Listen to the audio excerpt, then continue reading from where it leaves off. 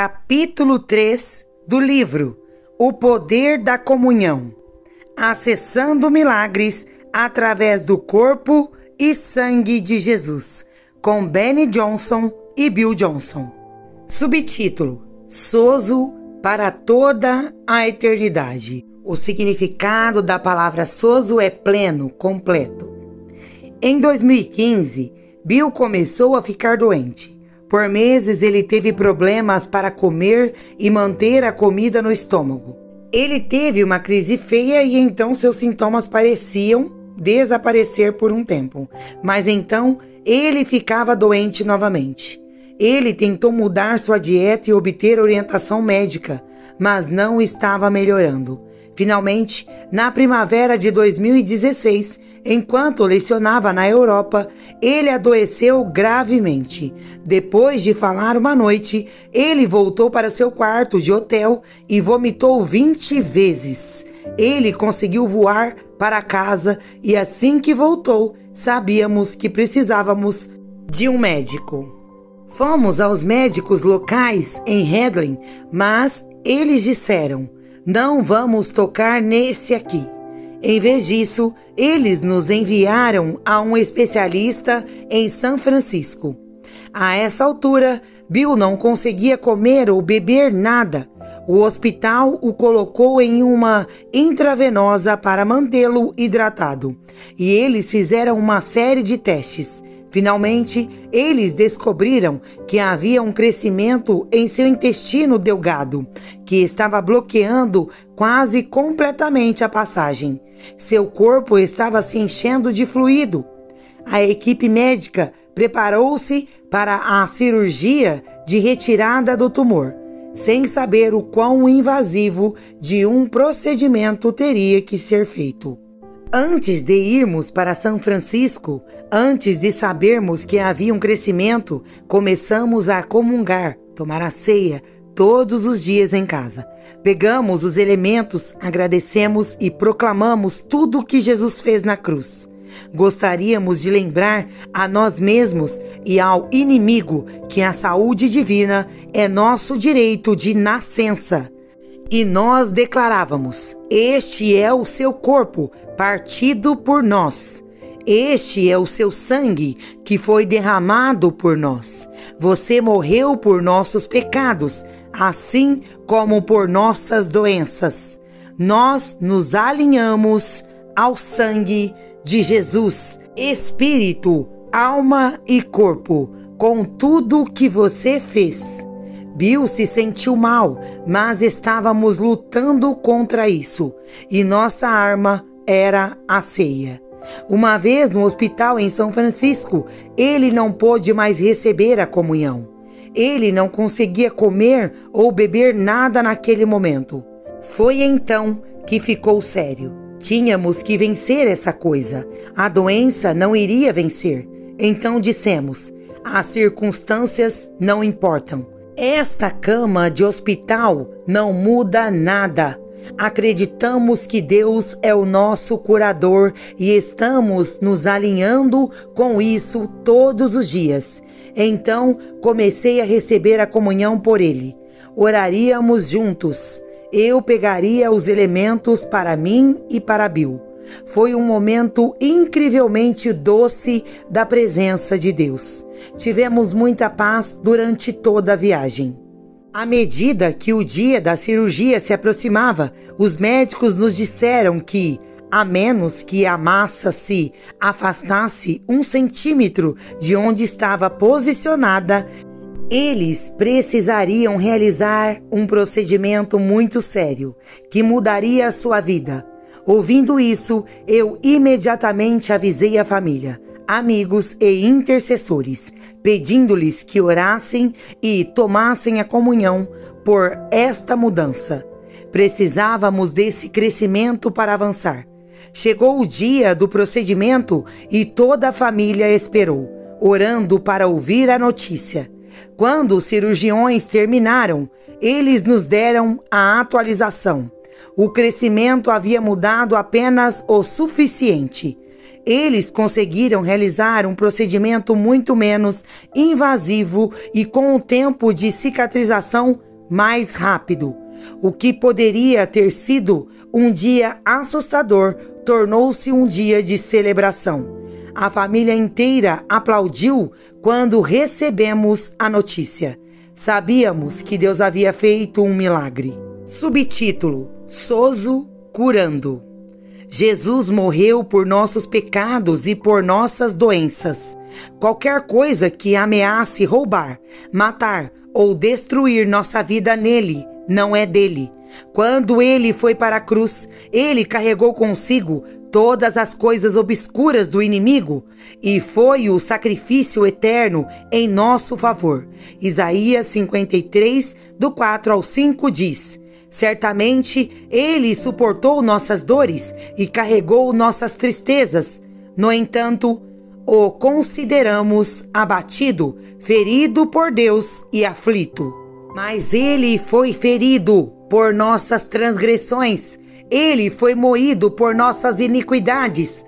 O castigo que trouxe a nossa paz estava sobre ele, e pelas suas pisaduras fomos sarados. Esta passagem da Escritura profetiza a crucificação e o único momento que Deus teve para desviar seu rosto de Jesus. Quando Jesus carregou o peso do pecado sobre si, não havia como Deus fazer parte disso. Você pode imaginar a tristeza que Cristo teria experimentado? Ele sabia o que era viver em união total com o Pai. Eu imagino que teria sido esmagador para ele ficar sem a presença de Deus. O versículo 3 de Isaías 53, diretamente antes da passagem acima, descreve a rejeição de Jesus pela humanidade, dizendo que ele era homem de dores e experimentado no sofrimento. Essa palavra, pesar, é a palavra hebraica koli, experimentado no sofrimento, que significa enfermidade, doença ou tristeza. Vem de uma palavra raiz que significa literalmente ser usado, baixa. Jesus carregou todas as nossas tristezas, ansiedades e doenças para a cruz e morreu. Ele colocou o sangue do mundo em seus ombros para que pudéssemos ser tão zeros, sãos, curados em espírito, alma e corpo. Quando Bill e eu estávamos no hospital comungando em memória de tudo o que Jesus havia feito, a cura fazia parte disso. Sabíamos que a cura era nossa por causa da cruz e a aplicamos por meio da comunhão. Eu sei que existem alguns que acreditam que Deus não cura mais, que todos os milagres terminaram com os apóstolos. Este é um pensamento tão triste para mim. Jesus suportou o inimaginável na cruz para que pudéssemos acessar a salvação e a integridade. Negamos o poder da cruz quando negamos o poder de cura de Deus hoje. Lembro-me de uma viagem anos atrás. Bill e eu estávamos em uma cafeteria tomando algo. Notamos um senhor sentado à mesa ao nosso lado. Ele tinha sua Bíblia aberta com papel e notas escritas espalhadas ao seu redor. Ele parecia estar em um modo de estudo profundo. Começamos uma conversa com ele e rapidamente descobrimos que ele era um cessacionista. Ele não acreditava que falar em línguas, profecia ou cura era para hoje. Tivemos uma conversa interessante com ele e me afastei dessa experiência com um pensamento: ninguém pode negar seu testemunho. Quando comecei a compartilhar o que Deus tinha feito em minha vida, o cavalheiro não tinha nada a dizer. As pessoas podem discutir com teologia, mas seu testemunho é sua ferramenta mais poderosa. Quando tomamos a comunhão, lembrando o que Jesus realizou na cruz, estamos repetindo o testemunho final uma e outra vez. Jesus Cristo morreu para que pudéssemos ser livres do pecado, doença e tristeza. Ele é o curador e deseja fazer isso de novo, hoje.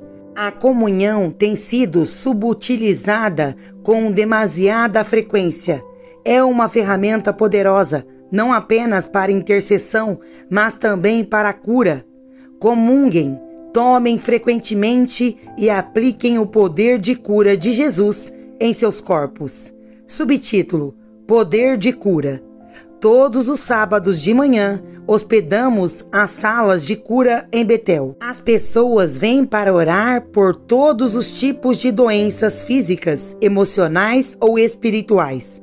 O primeiro lugar para onde vão, depois de chegarem, é em nosso grande santuário, que se transforma em sala de encontros. Lá, eles podem adorar, sentar-se em silêncio ou caminhar enquanto dançarinos, artistas e músicos intercessores enchem a atmosfera de esperança e expectativa.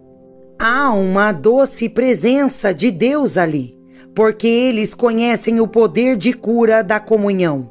A equipe que lidera esta sala de encontro oferece aos nossos convidados a oportunidade de aproveitar os elementos. Uma mulher que veio de San Diego de carro estava recebendo orações e comungando. Ela não conseguia sentir o cheiro de nada por 7 anos, mas enquanto levava o copo à boca para beber, de repente sentiu o cheiro do suco no copo da comunhão. Quando tomamos a comunhão e declaramos saúde total sobre nossos corpos, estamos nos alinhando com o que o corpo de Cristo fez por nós. Se cremos no que a Bíblia diz, que pelas suas pisaduras fomos sarados, Isaías 53:5, então deve haver algo importante no ato de participar de seu corpo durante a comunhão. Seu corpo sofreu para que nossos corpos não precisassem.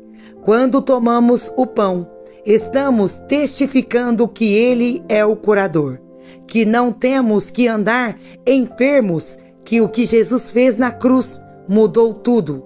Elizabeth Lasson, membro da nossa comunidade de Betel, havia lidado com um distúrbio convulsivo por 30 anos que a mantinha em um regime diário de medicação. Uma de suas amigas sugeriu que ela começasse a tomar a comunhão, usando sua medicação, declarando cura sobre seu corpo. O medicamento controlava as convulsões, então, para testar sua cura, ela teria que parar de tomar os comprimidos. Ela havia tentado isso muitas vezes no passado, trabalhando com seus médicos para tentar diminuir a medicação a fim de ver se ela estava curada. Depois de 3 dias sem a medicação, ela teria uma convulsão de grande mal muito intensa. Depois de 30 anos experimentando isso, ela explicou que simplesmente se resignou a não tomar remédio. No entanto, na primavera de 2013, ela começou a experimentar uma esperança renovada na cura sobrenatural. Por sugestão da amiga, ela começou a fazer a comunhão todas as noites, usando seus medicamentos e água. Ela tomava os comprimidos nas mãos e, em voz alta, agradecia a Jesus por sua morte na cruz por ela. Ela dizia: "Eu como o seu corpo, Senhor." Então, pegando o copo d'água em sua mão, ela dizia: "E eu bebo o teu sangue, Jesus." Elizabeth amava seu momento diário de conexão com o Senhor por meio da comunhão. Mas nada mudou imediatamente. Porém, 6 meses depois, ela se esqueceu de tomar o remédio uma noite. Isso era muito incomum para ela. Mas, na manhã seguinte, ela sentiu o Espírito Santo dizer: "Está na hora." Ela se sentiu instigada a interromper a medicação. Sem o processo usual de 1 mês de redução gradual, ela interrompeu o tratamento medicamentoso. Passar de 3 comprimidos por noite por mais de 30 anos para nenhum seria normalmente o suficiente para colocar seu corpo em risco e enviar a convulsões. Mas Deus, dessa vez, foi diferente. Elizabeth não apresentou sintomas de abstinência e 0 convulsões. Ela estava completamente curada. No final de seu testemunho, Elizabeth escreveu: e eu tenho um novo hábito. Eu celebro a comunhão todas as noites. Só não preciso de remédios ou água para fazer isso. Subtítulo: O Pão da Vida. João conta que Jesus, falando com os discípulos, disse: Eu sou o pão da vida. Quem vem a mim não terá fome, e quem crê em mim nunca terá sede. João 6,35. Quando Jesus dá aos discípulos essa imagem como uma maneira de eles pensarem sobre ele, ele faz algo que faz com frequência ao longo dos evangelhos. Ele está pegando uma realidade natural com a qual eles estão muito familiarizados e usando isso para explicar a verdade do reino. Nossa pirâmide alimentar passa por algumas mudanças dramáticas recentemente, mas para muitas culturas, o pão é o alimento básico na dieta normal. Jesus veio da sala do trono do céu. Ele é o rei de todos os reis, mas ele não diz: eu sou o caviar do seu jantar, ou eu sou o filé mignon da sua vida, ou mesmo eu sou como sorvete de menta com gotas de chocolate. Em vez disso, ele diz: eu sou o pão da vida. O pão teria sido fundamental para a cultura da época. Ao se equiparar ao pão, Jesus se relaciona com algo familiar, mas não trivial. Pão estava entrelaçado com sobrevivência diária. No início do mesmo capítulo, Jesus alimentou 5.000 com alguns pães e peixes. Os discípulos acabavam de testemunhar o valor do pão para a sobrevivência de toda uma multidão. O pão sustenta a vida. Dos 44 nutrientes e vitaminas necessários para a vida humana encontrados nos alimentos, o pão fresco de grãos moídos tem 40. Infelizmente para todos nós, o sorvete de menta com gotas de chocolate não tem o mesmo valor nutricional. Quando Jesus compartilha uma refeição com seus discípulos na última Páscoa, ele novamente se oferece a seus discípulos como pão. Jesus parte o pão dizendo: este é o meu corpo. Marcos 14:22. Ele nos oferece a chance de alinhar nossos corpos com o seu corpo, quebrado e ressuscitado por nós. Ele é o nosso pão da vida. Nossa sobrevivência depende de Jesus.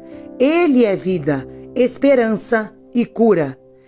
Sid Roth esteve com o Dr. John Miller, o quiroprático que estudou comunhão por mais de 20 anos, com um convidado em seu programa recentemente.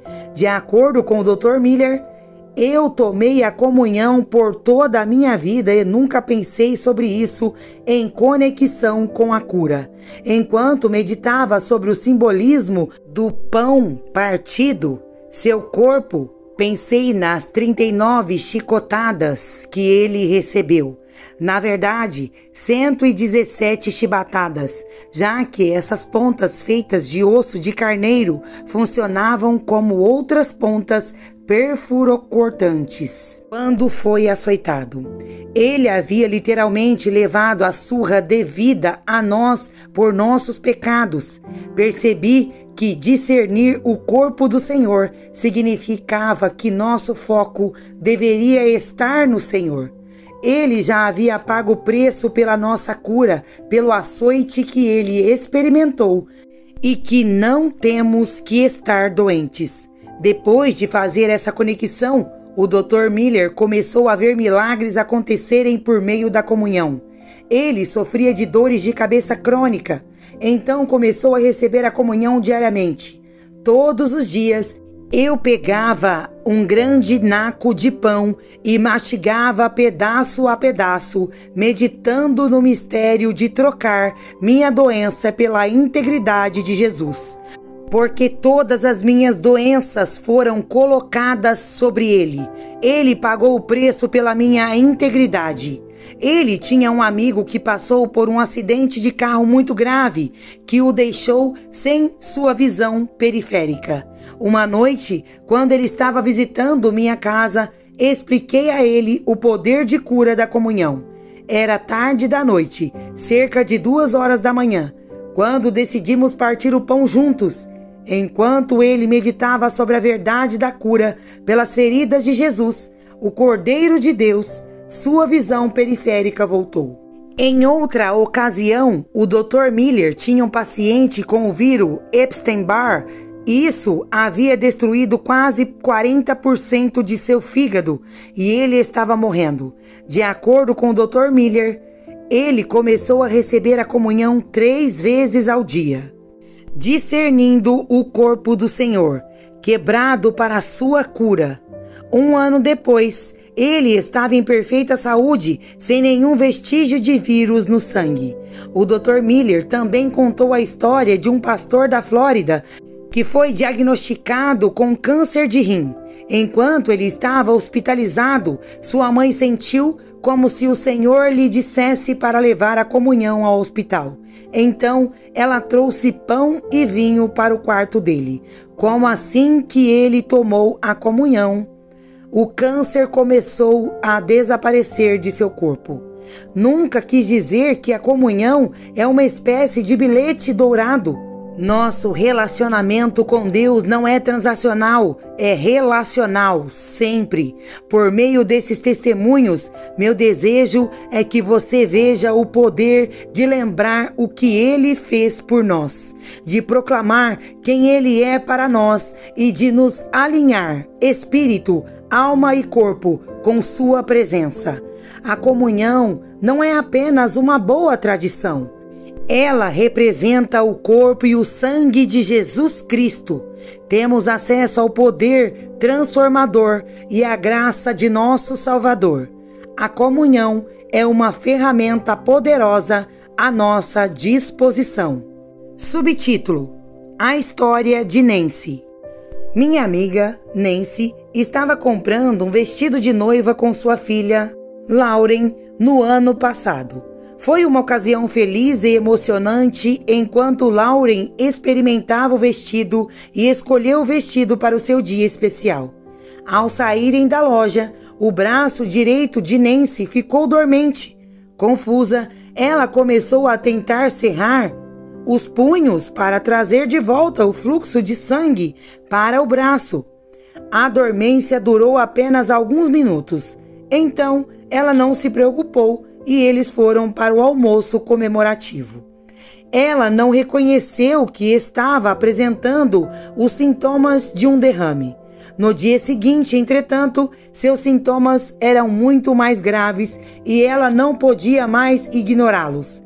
Nancy foi levada ao hospital de ambulância e lá foi recebida por um grupo de amigos que oravam por ela e a conduziram à comunhão. Os médicos começaram a fazer todos os tipos de exame, um após o outro. Voltaram ao quarto de Nancy com notícias cada vez mais ruins. Ela teve 2 derrames. Ela precisaria ser internada na unidade de terapia intensiva, UTI, de neurologia, pois eles determinaram os danos que causaram. Procurando a causa dos derrames, os médicos descobriram 2 coágulos sanguíneos. Enquanto estudavam isso, descobriram um tumor em seu coração.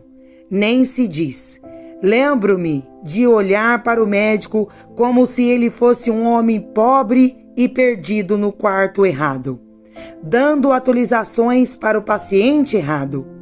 Como poderia ser verdade que eu tinha acabado de receber 2 derrames, tinha 2 coágulos de sangue e agora um tumor no coração, quando me sentia bem?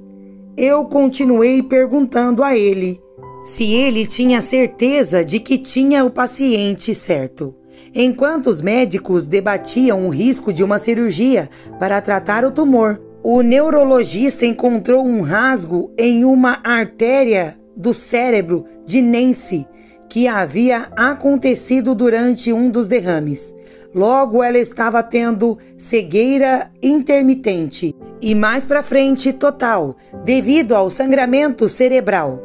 Tive de usar todas as disciplinas que conhecia para não entrar no caminho do pânico. Mas as notícias continuaram. Minha equipe médica logo relatou que eu tinha diabetes. Meu pâncreas não estava produzindo o suficiente, então eles me iniciaram com injeções de insulina ao longo do dia. Outros testes mostraram que houve mudanças graves na função renal. Com o tumor posicionado, a válvula cardíaca não conseguia passar no teste de estresse e havia um bloqueio que exigiria uma cirurgia de revascularização tripla. Se isso não bastasse, fui diagnosticada com um distúrbio sanguíneo raro e incurável que exigia que eu fosse colocada em quarentena. O isolamento foi imediato, mas eu ainda tinha acesso ao meu telefone para enviar mensagens de texto para amigos e familiares pedindo apoio em oração. Enviei uma mensagem de texto para Bill e Benny Johnson de Bethel, em Hedren. Você pode orar? Eu perguntei. Eu preciso de um milagre. Acabei de ter 2 derrames. E eles encontraram um tumor no meu coração. Minha cirurgia estava marcada, mas aparentemente tenho um problema de sangue que apresenta um problema de coagulação, mesmo com anticoagulantes. Não passei no teste de estresse devido à pressão do tumor no coração. Não posso viver sem a cirurgia, mas o risco de outro derrame ou ataque cardíaco é muito alto durante a cirurgia. É tudo muito surreal, porque não sinto nenhuma dor e me sinto absolutamente normal. Felizmente, Jesus me garantiu que viverei, mesmo que morra. Boas palavras agora. A esperança do Evangelho nunca foi mais real. O aguilhão da morte se foi. Agradeço a oração. O que você diria se recebesse uma mensagem como essa? Logo recebi uma mensagem de volta. Ok, orando pela restauração de todo o seu corpo e um milagre. Tome a comunhão para isso. Jesus morreu para nos curar também. Eu pensei, o quê? O que a comunhão tem a ver com o que eu quero orar? Eles não leram meu texto? Venha agora, por favor. Diga agora mesmo alguma oração super espiritual. Ou me dê uma profecia.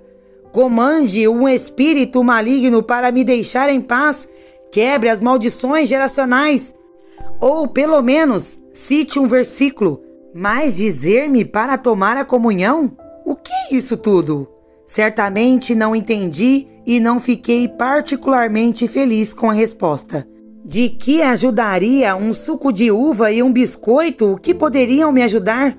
Mas ei, eu estava desesperada. Pedi desculpas ao Senhor por não ter ideia do assunto. Pedi a Ele que honrasse minha obediência de qualquer maneira. E então comecei, seguindo cegamente a sugestão, com zero ou muito pouca emoção. Diariamente comia o pão e suco, enquanto me lembrava do sacrifício do Senhor por mim. À medida que a cirurgia se aproximava, eu vivia com a confiança de que meu destino havia sido selado há 40 anos, quando pela primeira vez coloquei minha confiança na obra consumada da cruz. Quando a cirurgia acabou, Nancy estava com muitas dores, mas os médicos relataram que o tumor era benigno. Mas, no meio da comemoração, eles a diagnosticaram com a doença de Kauffman. Havia duas opções para essa doença. Se ela estava carregando o primeiro tipo, sua expectativa de vida era de 3 a 5 anos. Fiquei tentado a ceder ao medo todas as noites, sabendo que ainda corria um alto risco de ataque cardíaco ou derrame durante o sono. Eu sabia que essa era uma possibilidade real. No entanto, continuei a receita da comunhão diária. Surpreendentemente, um a um, os vários diagnósticos começaram a cair no esquecimento. A patologia do Castleman não era do tipo fatal e foi completamente removida. Embora eu tinha sofrido um terceiro derrame, não tenho nenhum déficit neurológico em nenhum dos derrames. Minha visão foi 100% restaurada. Os coágulos sanguíneos desapareceram e não voltaram. Meus exames de sangue e a doença incurável não mostraram anormalidade. O rasgo na artéria não é motivo de preocupação, de acordo com o meu médico. A função renal está normal e meus pâncreas só precisa de uma pequena dose de insulina para manter os níveis normais de açúcar no sangue enquanto sou curada completamente. Abre aspas. Testemunho ainda não contado. Fecha aspas. Isso é o que eu sei.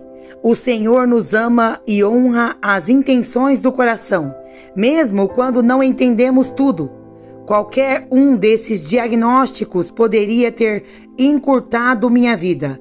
Em vez disso, apenas alguns meses depois, estou caminhando 5 quilômetros por dia, sem esforço, e estou saudável novamente.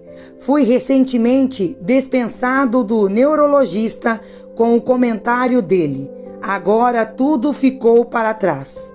Vá aproveitar sua vida. Agradeça a Deus pela capacidade de fazer exatamente isso. Temos que ir ao Senhor com o choro, a tristeza, a doença, a dor, e faça uma troca. Por causa de tudo o que Cristo fez na cruz, nós agora temos acesso à mesma saúde e integridade que se encontra nele.